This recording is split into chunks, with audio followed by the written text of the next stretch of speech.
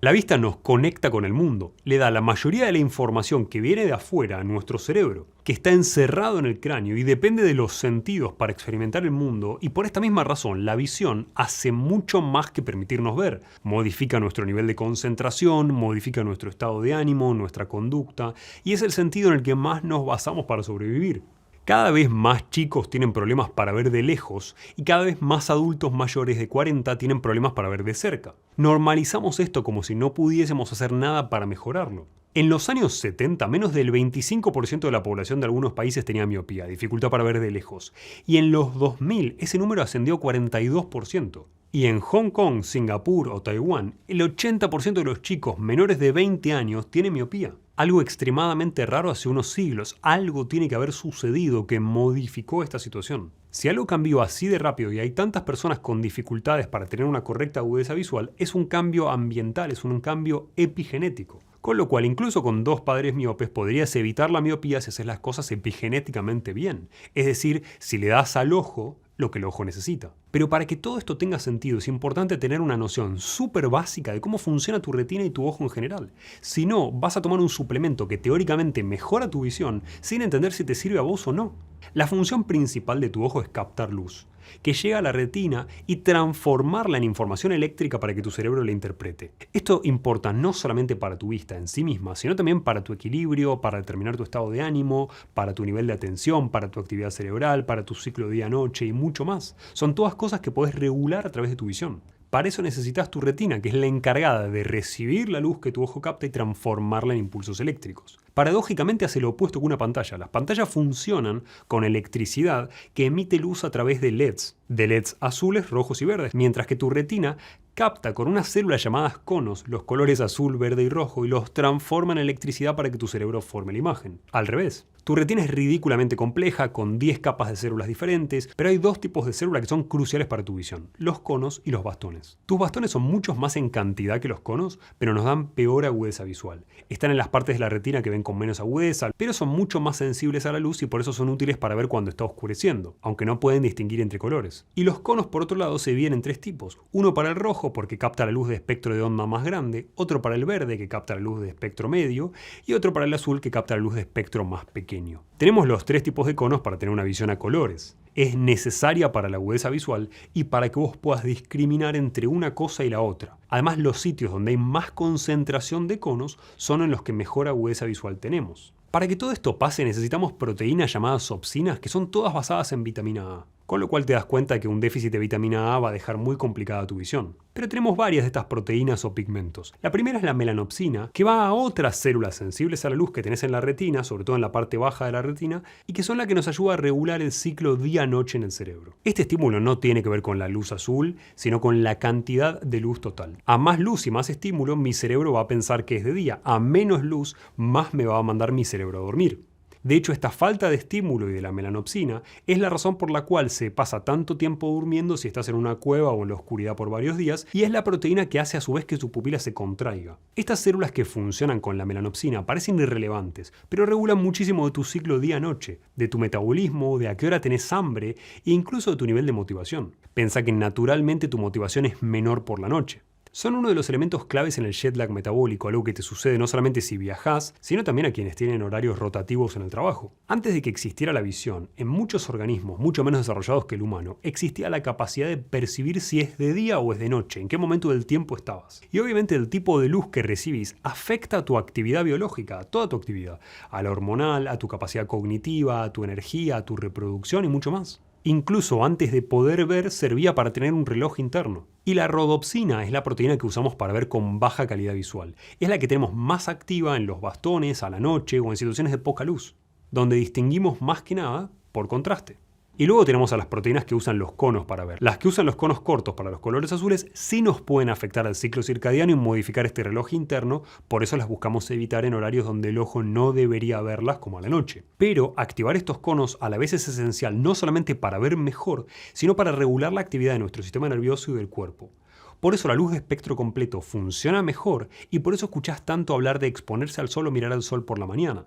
Pero recordá que en la vista no hay una combinación de suplementos que mejore radicalmente tu visión. Tiene mucho más sentido ejercitarla. Vamos a separar la paja del trigo y a ver qué ejercicios realmente mejoran tu visión y cuáles no tienen sentido. De hecho, la evidencia sobre algunos es nula. Pero lo más importante es que los practiques por vos mismo. Algunos traen mejorías instantáneas de la visión, pero son temporales, que se deben principalmente a la mejoría del flujo sanguíneo y a la relajación de los músculos, tanto intra como extraoculares. La mayoría de los ejercicios para tus ojos se enfocan en la salud de tus músculos extraoculares, los que usás para mover en distintas direcciones el ojo. Estos ejercicios son útiles para el equilibrio y la postura, pero tienen muy poco impacto en la agudeza visual por sí misma. En la premisa teórica de quienes proponen estos ejercicios, los músculos extraoculares tenían la fuerza necesaria como para comprimir el ojo y alargarlo generando miopía. Siempre está bien ejercitar y relajar esos músculos, pero es absolutamente improbable que un músculo tenga la fuerza para cambiar la forma de tu ojo, y si lo hiciese no lo haría de manera constante. En segundo lugar tenemos a los ejercicios de acomodación. De la misma manera que quien usa lentes ve gracias a esos lentes,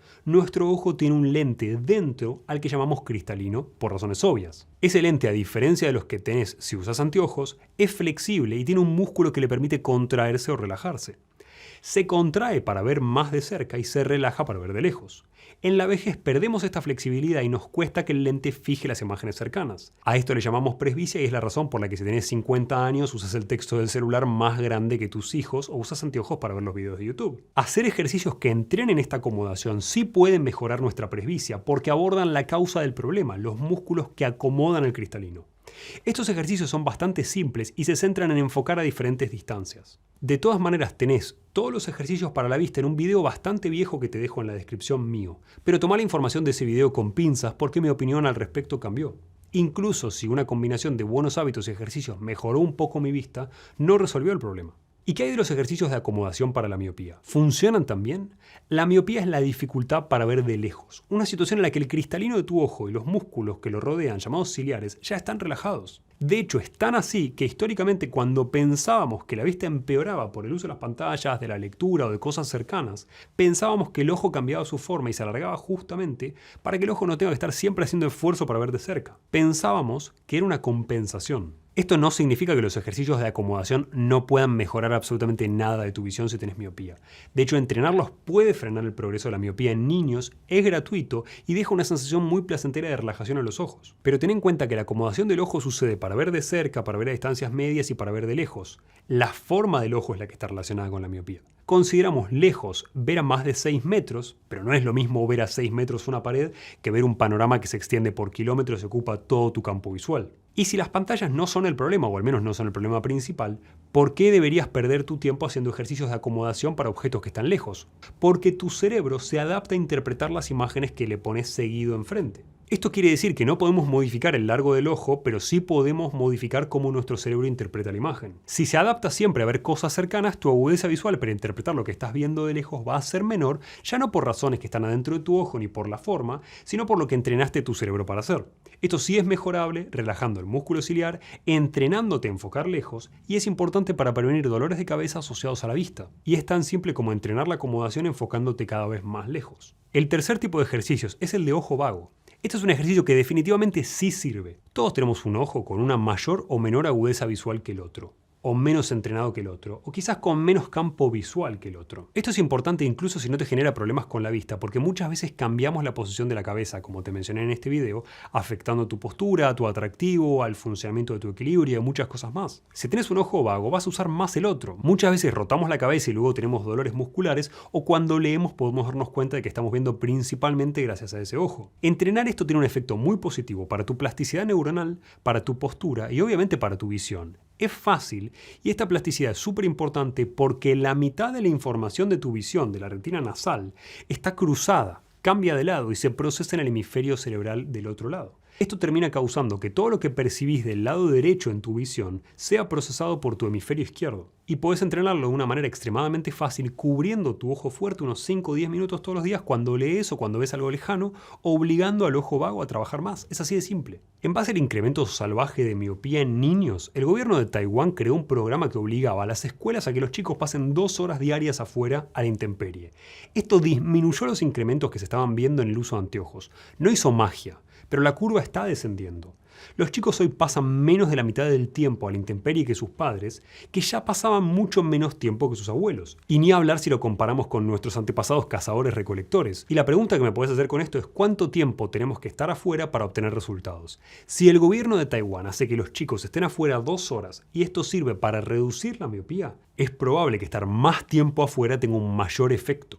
Además, estar afuera probablemente haga que nos enfoquemos menos en las cosas cercanas y más a la distancia, porque en el instante en el que sacamos la vista de la pantalla o del libro, cualquier objeto en el que nos podemos enfocar va a estar relativamente lejos comparado con hacer la misma actividad en nuestra habitación. Salí a la intemperie. Si vas a usar una computadora para trabajar o un celular para distraerte, ni siquiera tenés que dejar de hacerlo. Es cuestión de exponerse al máximo nivel de luz posible cuando estás afuera y de no usar anteojos de sol a menos que realmente sea necesario, ya que reducen el estímulo en tu retina. Simplemente mira este video afuera, a la intemperie. Si vas a usar tu computadora, hacelo afuera. Si tus hijos van a jugar a videojuegos, que lo hagan afuera. Así de simple.